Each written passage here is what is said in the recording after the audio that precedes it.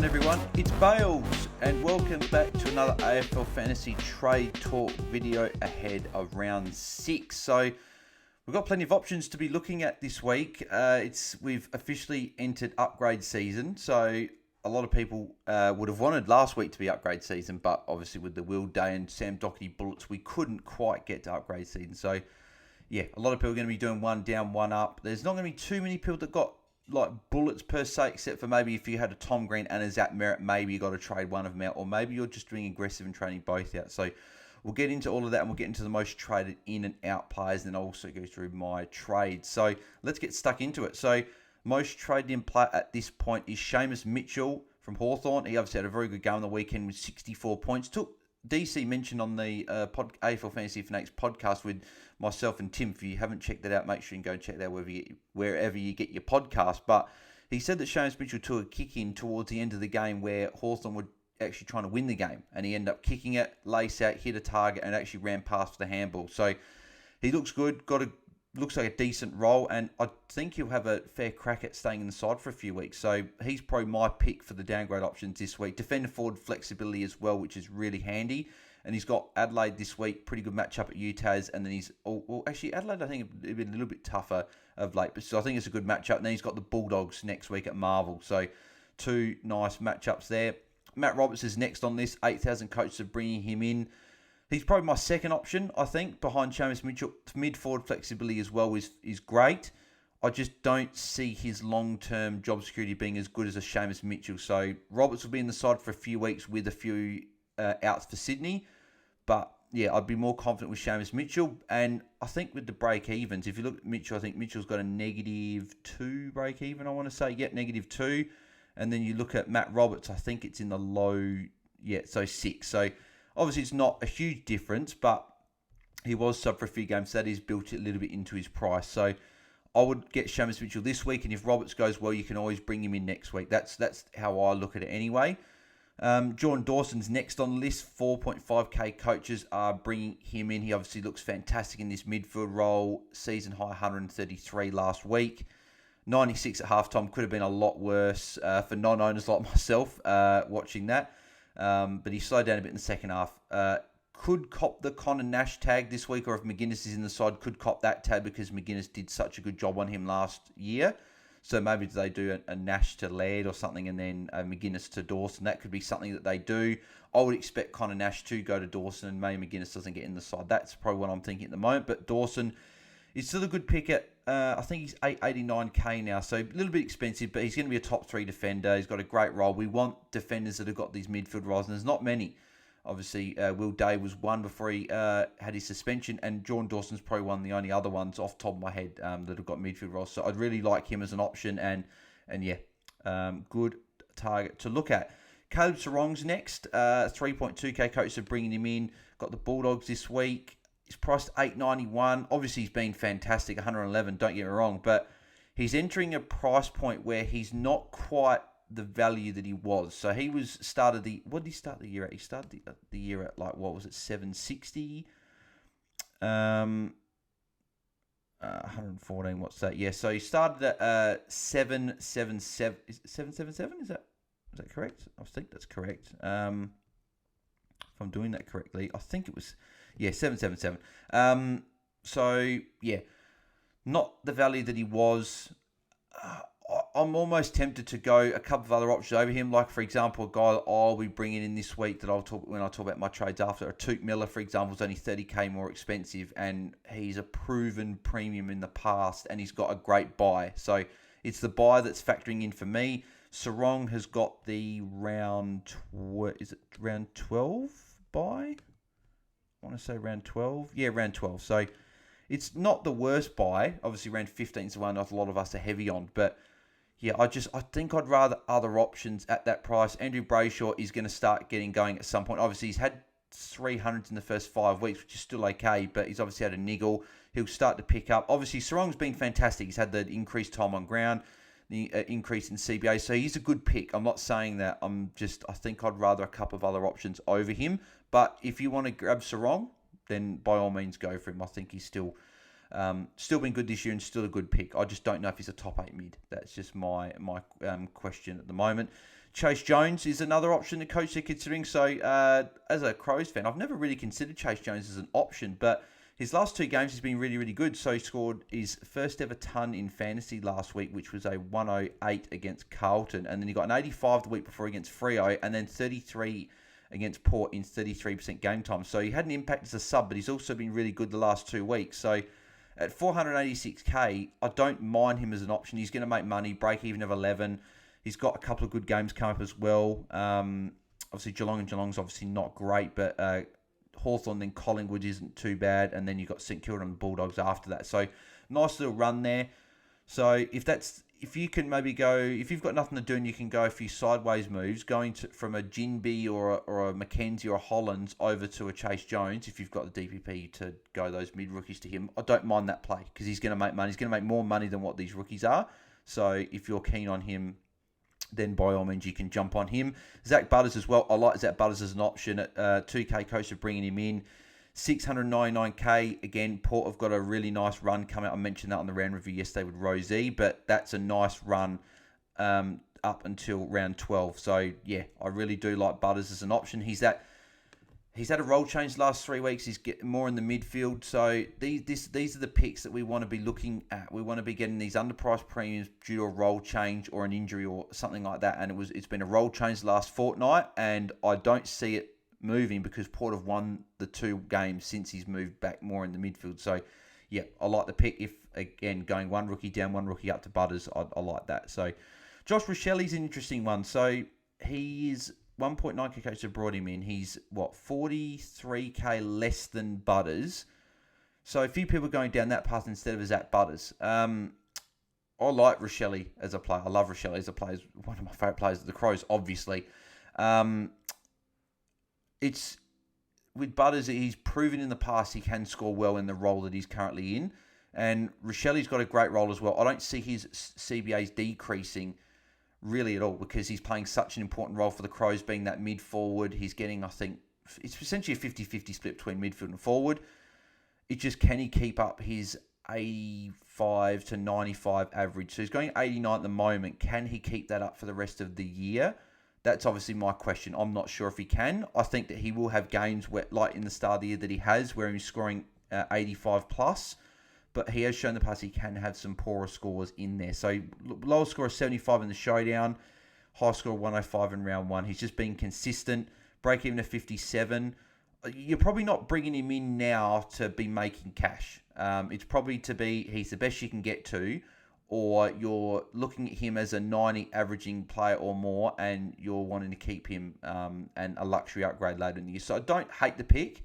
I'm just not sure the value's there anymore. A little bit like Sarong. I'm just not sure the value's quite there. Obviously, Sarong's doing a lot better. Obviously, it's a sort of different tiers, but I'm not sure the value's there now to be jumping on him as a moneymaker. You're bringing him in to be a in and around sort of that 90 plus average. And if you think he can get there, then by all means, he's a great pick. But I'm not sure he can get there. I think he's more an 80 to 85 guy instead of being that 90 guy. But we'll have to see. He's been great so far. And if you want to jump on, then jump on. Tom Stewart's got Sydney this week, 1.9k. I was a bit worried that he might get the tag by Ryan Clark, but apparently Ryan Clark won't be ready for another couple of weeks. So that sort of scraps that picture. So I think Stewart is going to be fine this week, and I like it, really like him as an option. So he's not getting any cheaper than what he is. His break even, I think, was 106 last week. It's now down to 85. Scored 98 last week. Their fixtures are coming good now. Obviously, a lot of like home games coming up as well. You got 3 in the next 5 weeks at GMHBA Stadium. Then you got a few, obviously, towards the back end of the year. You got a fair few actually. You've got 4 in the space of 5 weeks in that there, and then you've got 5 in the space of 7 weeks. So yeah, I'm really loving Stewart as a back end of the year option, but you can definitely get him in now. I think he's going to go well. So yeah, would be my pick for the underpriced premiums, I think. Liam Baker as well, similar to Rochelli and Sarong and these types where he's been playing well. 1.8k coaster jumping on. Again, you're probably jumping on him at this point at 728k to be an underpriced premium that you think can go 95 or around that mark. So he's going at 93. So if he continues at this rate, then he's a pretty good pick. Again, he's got a few good games to come in 3 of the next 4 weeks. Sorry, 4 of the next 5, I guess, because West Coast, Minimuck was saying that West Coast aren't actually that easy of an opponent for defenders. So, yeah, he's again, defender forward flexibility is great, so you can put him in your defence or your forward line. Again, if you believe that he's going to average 995, it's a good pick. But I'm unsure just because we have seen his scores fluctuate because his role can just be so volatile week to week and be chucked for. But then again, they've got different players in the team this year, and I don't see him just getting chucked up forward for the sake of it. So, yeah, in that case, he might be a pretty good pick. But yeah, Nick Dacos as well. For those people that didn't jump on him, 1.5k codes are jumping on him. He's almost at the point of it's hard because he's doing so well that you probably think he's a must-have. But then I'll probably agree with some coach where it's probably at this point you've probably got to take him on because he's 61% owned. He's already over 900k. I think he's at 920. Yeah, 923. He's obviously going to go up a little bit more. He's got a couple of good matchups in the next 2. You could take him on with a Jordan Dawson, or you could even save a bit of cash. But if you've got the cash and you can get to Dacos, I still love the pick. You're going to have him at some point in the year, and I'm just thankful that last week I was able to get on him because he's now looking really expensive. But I think he's priced around that 106 mark or 105, and if he keeps going at, or actually it might be 107 or something now, so not as much. Obviously, he's probably priced at what he's probably going to do for the rest of the year. So depends if you want to pay up for that or not. Averaging 119 it's 118 point something, I think. You're 120.6. So he's been fantastic. And if you can get on, fantastic. If you can't, it's not the end of the world. Maybe if you're watching Collin games, it could be. So, great pick. Matthew Johnson as well, another downgrade option. I prefer Roberts and Mitchell. Mitchell, Roberts, and then Johnson. But all 3 of them are good picks. I think Johnson could get a prolonged run in the team. He played all right, I think, in that game against the Suns. So if he can stay in the 22 this week, I think he's still a pretty good pick. So he's about the same price here, 215k, break in at 8, so he's going to make money. So I'd prefer the other 2, but if you want to go Johnson, then he's not a bad pick either. And then Jack Zeebel's just the last one I want to touch on there, 1.5k coach, you're bringing him in. Forward defender eligibility now, which is obviously fantastic, and a good matchup this week against the Suns. This could be a big week for Zeebel, and he's got a pretty good run. His next 3, Melbourne and St Kilda after that, are pretty good. Port obviously tough, Sydney a bit tougher, but you're picking him 732k. I think he's going to average 95 plus. So, yeah, I think he's a great pick. Obviously, the flag was, I did listen to Clarkson's press conference today, and he did say that Aaron Hall is potentially nearing a return and could come into calculation this week or even next week. So that is a flag. I think it's more of a flag for Sheasel, if anything. I think Zeebel's role is set, and that's his role. Sheasel could be the guy that maybe moves up more the ground. He could go to a wing in the midfield, could go up forward. We don't know. It'll be interesting to see if Hall does come in, what that dynamic between the 3 is. But I think it will affect Zeebel. I think he'd be closer to a 90 averaging player. So yeah, that is a flag to put in there. But I still like the pick before Hall is selected. So if Hall's not in the team this week, I still like the pick. So they're the most traded in. So we'll go the most traded out players this week. So again, you can see, well, that's not great. I've got, 8 of the top 9 most traded out players, and the only one I don't have, I got rid of a couple weeks ago. So plenty of players that are getting traded out, and a lot of rookies. So Cam McKenzie and Ruben Ginbey, 8.8k coaches, 8.1k coaches for those 2. And then I'll even throw Cade Chandler in this conversation, 5.2k. So with these 3, they're still going to score well enough. They've still got good roles. I think McKenzie's got a pretty good role playing that midfield, playing a little bit forward, but still got a decent amount of time in midfield. Ruben Ginbey's essentially playing full-time midfield with all of West Coast outs. And then Cade Chandler has got a pretty good role roaming up the ground for Melbourne. So with Cam McKenzie, obviously that 20 is going to hurt in his rolling price rises. I still like him as a mid-forward. I think he's going to score well enough. And the same with Ruben Ginbey. I think they're both going to score well enough that you don't have to move them on. So Ginbey playing full-time midfield as well. He's going to put up some good scores. He got subbed out last week. That's why his score was poor. McKenzie was the sub. That's why his score was poor. And Cade Chandler's score as well was poor because it was the conditions, and Melbourne got beaten pretty badly. So I think Melbourne are going to respond against Richmond. They've got a nice run for next month. So I don't think that they are all trade-outs. I think out of the 3, if you're going to trade one out, I think it is Chandler. I think his role is it's the worst out of the 3 because McKenzie and Jimmy are playing midfield. So if you're trading one, it's Chandler. Next, I think it is. I think it could be Mackenzie next, but then again, it could be Jinby. Because I think Mackenzie and Jinby is a coin flip because Jimmy's more expensive, but he's probably got the better role and maybe even scoring. Maybe I'm not sure. It's a tough one. Flip of the coin if you want to trade one. Maybe it is Jinby because he's more expensive, and you'll be able to get to a better player. But I'm holding all three because I've got a couple mid-price I'm fixing up, which I'll talk about. But yeah, if you're trading one out, I think it is Chandler. But I don't mind if you do hold all three because I think all three are going to still make a little bit more money. And I think they can all score well enough as well. Alwyn Davey Jr. is another one here being traded out. He was only managed last week. If you can move him down and then go a Chandler up, I don't mind that because you're getting rid of two rookies. And Alwyn Davey Jr. is not going to make a huge amount of cash left. But yeah, I don't mind moving him out. Tom Green, 2.9k cost of trading him. I think if you've got nothing to do at all, and you can go a Tom Green down to, say, a Butters, and then you can go a Chandler up to, even if it's a Johannesson or something like that, which you'd be able to do because of cash. But if you could get someone better, then I don't mind that play. Maybe going a Tom Green to a Stewart, and then maybe a Chandler to a Butters. If you can do something like that, I'd tick that off because you're getting a rookie off the field and you're getting an underpriced premium, but at the same time, you're getting an under premium this week because obviously Green's not playing. So that plays like that, I like. If you can't get Tom Green down and then the other person up to a good enough player, I wouldn't trade Tom Green out. It's only a week. You can get a rookie. You'll be able to have maybe a look at a rookie or two, see who to play. But yeah, I'd personally hold Tom Green, and I will be holding Tom Green. Constable, 2.3k coaches still haven't got off him. I feel sorry for those coaches because they're the ones that probably have got a bit of carnage in their team over the last couple of weeks and just haven't had a chance to move him out. But yeah, definitely move him out unless he's named this week. I don't see him getting back in the side. Ollie Hollands as well, same the guys above, 2.2k coach are getting rid of him just because of he's not making as much cash anymore and people are starting these one rookie down, one rookie up. I like Hollands' matchup though this week against St Kilda. I think he could put up a 70-plus score and kickstart a little bit more cash gen. So out of all of them, I think I'd be holding him the most because his role's great. I think he's spotting the team secure, so I like keeping him. Lockie Cowan as well. If he stays in the team, St Kilda, if there's ever going to be a matchup that he's going to score a 50, then this is the matchup. So you could keep him. But again, if you can go him down to Seamus Mitchell and do another move, again, that's a good play because Cowan probably, I don't know if he's going to be in the team much longer. But then again, maybe Carlton like what he's doing, so I'm not sure. But yeah, he is an option to trade out. Campbell Chester, a few coaches are moving off of him, 1.8k coaches.